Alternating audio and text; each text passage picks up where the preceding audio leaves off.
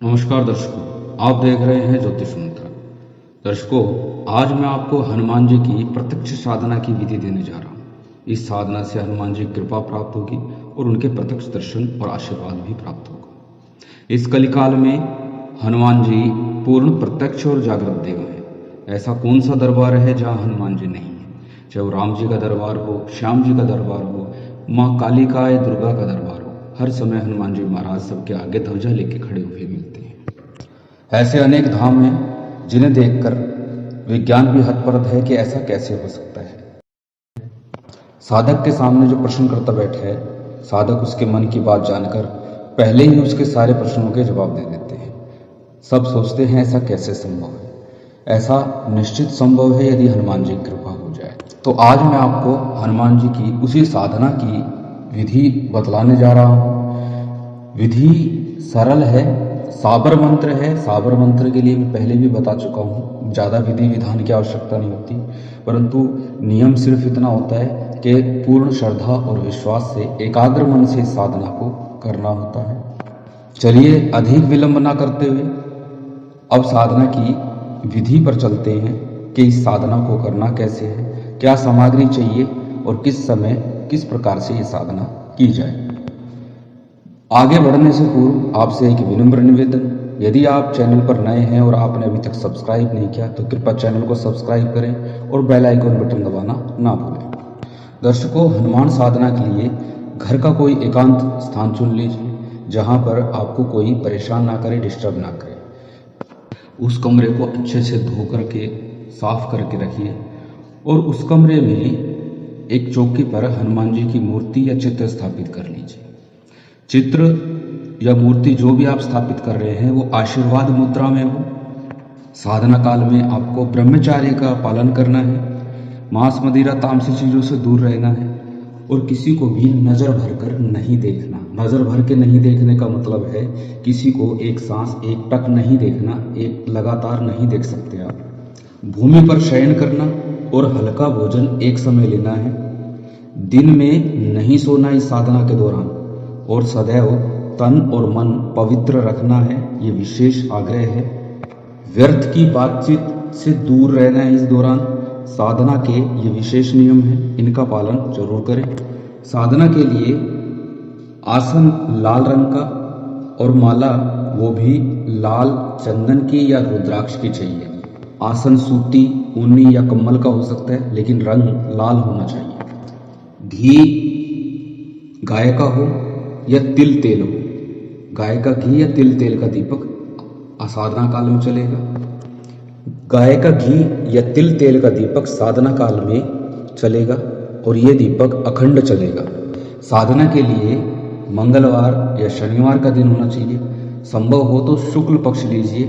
भोग के लिए हनुमान जी महाराज के लिए चूरमे का भोग लगेगा।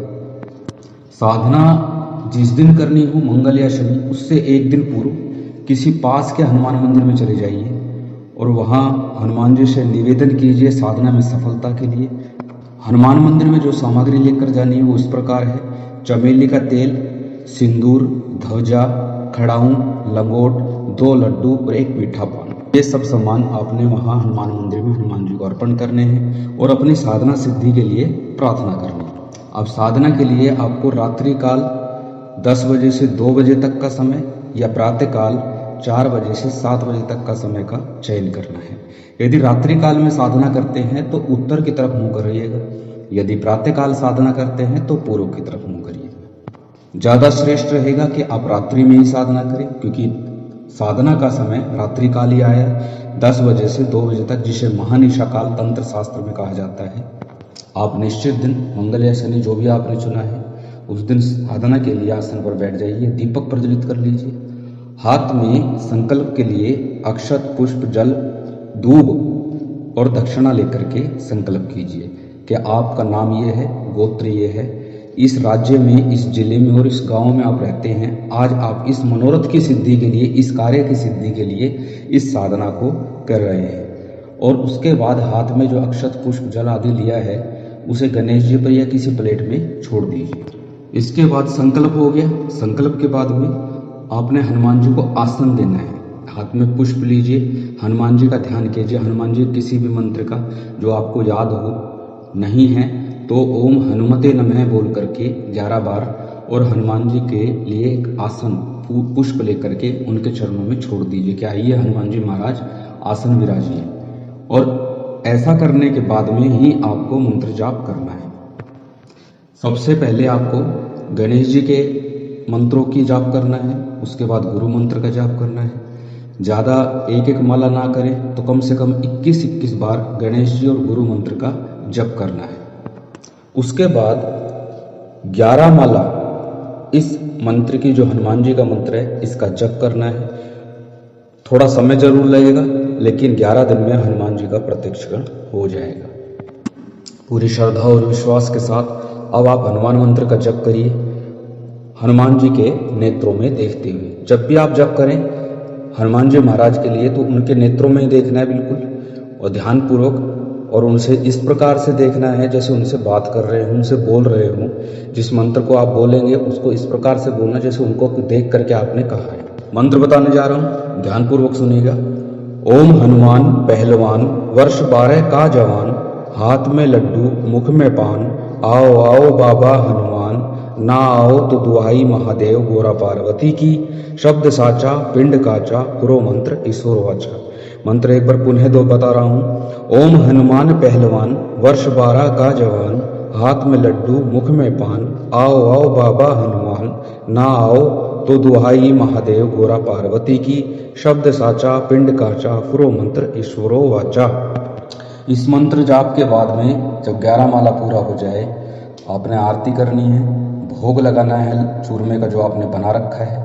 भोग लगाने के बाद में आपने आसन पर वहीं सो जाना है और अगले दिन उस भोग को गाय को दे देना है। थोड़ा सा उसमें प्रसाद स्वरूप स्वयं ले लेना है, बाकी उसको गाय को देना है।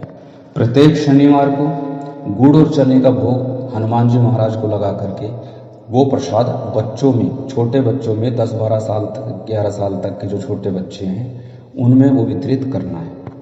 पूरी श्रद्धा और विश्वास के साथ इस साधना को करना। निश्चित रूप से आपको ये साधना सफल होगी और हनुमान जी महाराज की कृपा जरूर प्राप्त होगी। किसी प्रकार की जानकारी के लिए आप कमेंट कर सकते हैं, व्हाट्सएप पे कर सकते हैं। आपको किसी प्रकार का संशय है तो उसके लिए आप व्हाट्सएप कर सकते हैं। यदि वीडियो अच्छी लगी हो तो लाइक करें, चैनल पर नए हैं तो चैनल को सब्सक्राइब कर बेल बटन दबाएं। श्री राधे।